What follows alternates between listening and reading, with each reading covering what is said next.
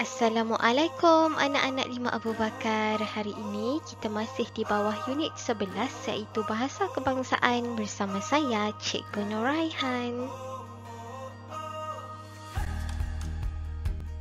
Objektif pembelajaran hari ini cuma ada satu. Yang pertama iaitu di hujung pembelajaran cikgu nak kamu semua tahu menghuraikan cabaran penggunaan bahasa Melayu sebagai bahasa kebangsaan. Cabaran penggunaan bahasa Melayu sebagai bahasa kebangsaan. Sebelum ni kita dah belajar peranan institusi memartabatkan bahasa Melayu. Hari ni kita belajar apa cabaran dalam menggunakan bahasa Melayu ni. Apa cabarannya? Ini yang akan kita belajar.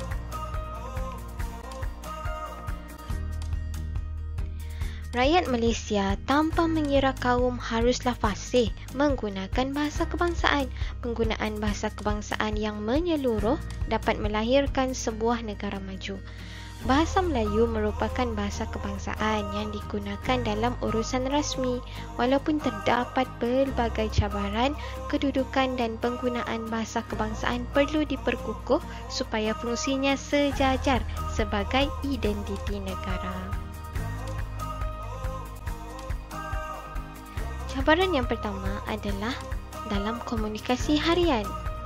Bahasa Melayu ni seringkali digunakan bersama-sama dengan bahasa lain dalam komunikasi harian.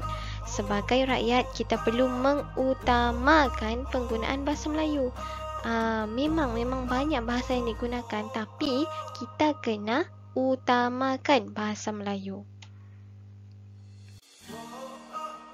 Cabaran kedua adalah dari segi sikap penutur.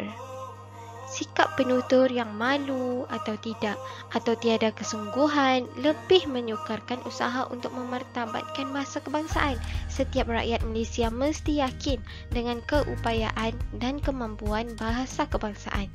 Sikap penutur ni dia nak cakap yang kadang kita ni malu nak bertutur dalam bahasa Melayu. Jadi sikap malu tu kena dikikis sebab kita mesti yakin dengan keupayaan dan kemampuan bahasa kebangsaan kita.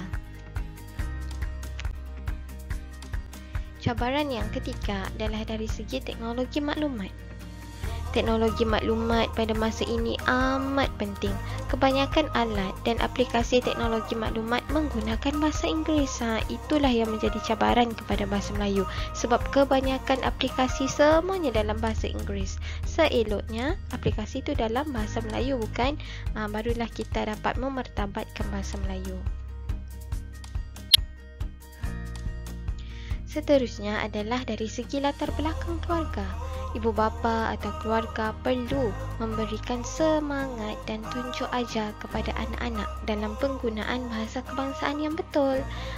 Kadang ibu bapa pun juga perlu harus tunjukkan peranan lah. Perlu beri semangat, beri tunjuk ajar kepada anak-anak untuk guna bahasa kebangsaan. Cabaran seterusnya adalah dari segi bidang pendidikan. Kenapa cikgu cakap bidang pendidikan? Sebab murid ni cenderung menggunakan bahasa ibunda ataupun dialek mereka semasa proses pembelajaran. Sebab itulah seeloknya bila kita di sekolah, seeloknya kita guna bahasa kebangsaan kita. Jangan guna bahasa ibunda ataupun jangan guna bahasa dialek. Barulah bahasa Melayu tu dapat dimartabatkan. Okey.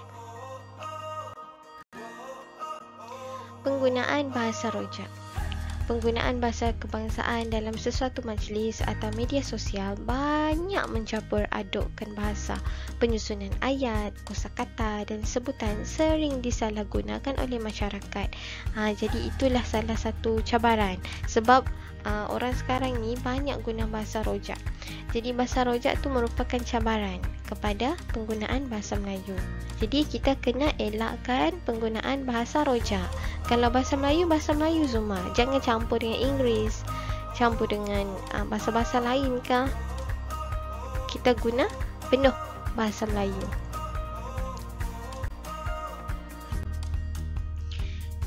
Sebagai warga negara Malaysia, kita seharusnya berbangga dan memartabatkan bahasa Melayu sebagai bahasa perpaduan serta identiti negara.